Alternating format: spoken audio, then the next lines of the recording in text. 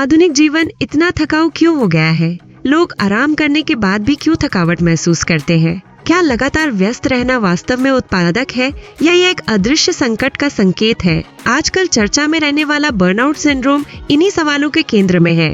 पहली नजर में ये साधारण थकान लगता है, लेकिन समय के साथ यह स्थिति व्यक्ति की आंतरिक दुनिया और जीवन से उसके संबंध को चुपचाप कमजोर कर देती है। बर्नआउट अचानक दिखाई देने वाली समस्या नहीं है। इसके विपरीत यह एक लंबी प्रक्रिया का नाम है, जो अनदेखे बोझ, दबे हुए जरूरतों और टाले गए सीमाओं के परिणाम स्वरूप विकसित होती है।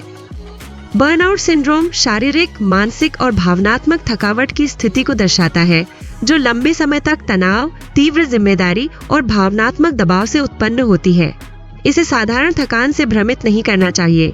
अस्थायी थकावट आराम से कम हो जाती है, लेकिन बर्नआउट में आराम भी राहत नहीं देता। मानसिक बोझ तब भी बना रहता है जब व्यक्ति सोता है या छुट्टी मनाता है। विश्व स्वास्थ्य संगठन बर्नआउट को बीमारी नहीं बल्कि एक सिंड्रोम मानता है, जो बिना प्रबंधन वाले पुरानी कार्य संबंधी तनाव से परिणाम स्वरूप होता है। इस अवधारणा को पहली बार 19 दशक में अमेरिकी मनोवैज्ञानिक हर्बर्ट फ्राइडेनबर्गर ने पहचाना था। उन्होंने इस स्थिति को विशेष रूप से उच्च दबाव वाले वातावरण में काम करने वाले मजबूत आदर्शों वाले व्यक्तियों में देखा और इसे ऊर्जा की कमी, प्रेरणा में गिरावट और आंतरिक खालीपन की भावना से जोड़ा। शुरुआत में इसे मददगार पेशों के लिए विशिष्ट माना गया, लेकिन बाद में इसे बहुत व्यापक संदर्भ में देखा गया। छात्र, एकेडमिक, प्रबंधक और क्रिएटिव इंडस्ट्री के कर्मचारी भी ऐसे लक्षण प्रदर्शित करने लगे। इससे पता चला कि बर्नआउट व्यक्तिगत कमजोरी नहीं बल्कि आधुनिक जीवन शैली का स्वाभाविक परिणाम है। बर्नआउट सिंड्रोम आमतौर पर 3 मुख्य चरणों से गुजरता है। पहला चरण है भावनात्मक थकावट। व्यक्ति हमेशा थका हुआ, अनिच्छुक और खाली महसूस करता है। दैनिक जिम्मेदारियां भारी बोझ बन जाती है और हर काम बोझिल लगता है। इसके बाद आता है डिपर्सनलाइजेशन का दौर। व्यक्ति अपने काम और आसपास के लोगों से दूरी बना लेता है। सहानुभूति कम हो जाती है, रिश्ते यांत्रिक हो जाते हैं। अंत में व्यक्तिगत उपलब्धि का भाव क्षतिग्रस्त हो जाता है। व्यक्ति कुछ भी करे, उसे अपनी कोशिशें बेकार लगती हैं। ये तीनों घटक हर व्यक्ति में एक ही क्रम या तीव्रता में प्रकट नहीं होते। बर्नआउट हर व्यक्ति में अलग तरह से विकसित होता है। इस थकावट का कोई एक कारण नहीं है। बर्नआउट आमतौर पर लंबी अवधि के जमाव का परिणाम है।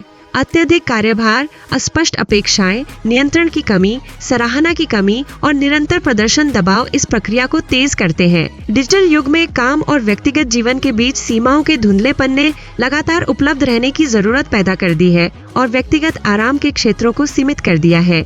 इसके अतिरिक्त परफेक्शनिज्म, ना कहने में अक्षम होना, लगातार मान्यता की जरूरत और उपलब्धि से ही आत्ममूल्य मापने की प्रवृत्ति भी बर्नआउट के जोखिम को बढ़ाती है। बर्नआउट सिंड्रोम अक्सर चुपचाप बढ़ता है। शुरुआती संकेतों को आमतौर पर अस्थायी थकान मान लिया जाता है, लेकिन शरीर और मन लंबे समय तक चेतावनी देते हैं। शारीरिक लक्षणों में लगातार थकावट, नींद में गड़बड़ी, सिर दर्द, मांसपेशियों में दर्द और बार बार बीमार होना शामिल है।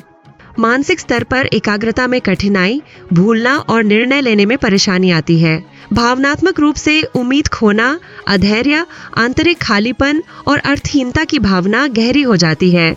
यदि इन लक्षणों को नजरअंदाज कर दिया जाए तो बर्नआउट गंभीर मनोवैज्ञानिक समस्याओं की नींव रख देता है।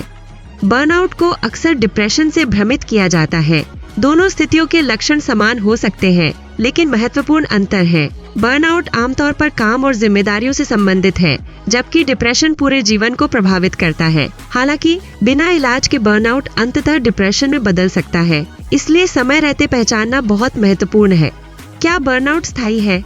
यह सबसे अधिक पूछे जाने वाले सवालों में से एक है। बर्नआउट पूरी तरह से दूर किया जा सकता है, लेकिन सिर्फ अल्पकालिक आराम से नहीं। यदि समस्या के स्रोत को संबोधित नहीं किया गया और जीवन में संतुलन नहीं लाया गया, तो बर्नआउट फिर से हो सकता है। सत्य सुधार केवल तभी संभव है जब संतुलित जीवन शैली अपनाई जाए।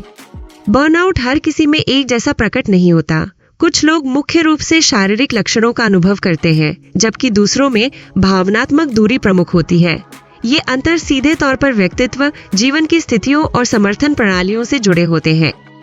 नजरअंदाज किया गया बर्नआउट समय के साथ पुराना हो जाता है।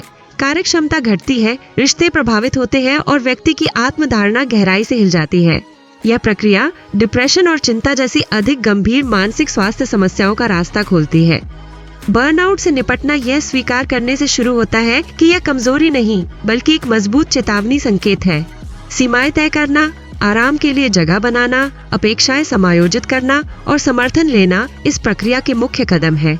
जब लक्षण रोजमर्रा की जिंदगी को स्पष्ट रूप से प्रभावित करने लगे तो पेशेवर सहायता लेना जरूरी है। बर्नआउट सिंड्रोम आधुनिक दुनिया की अदृश्य लागतों में से एक है। लगातार मजबूत, सक्षम और उत्पादक रहने का प्रयास व्यक्ति को अपनी सीमाएं अनदेखी करने पर मजबूर करता है।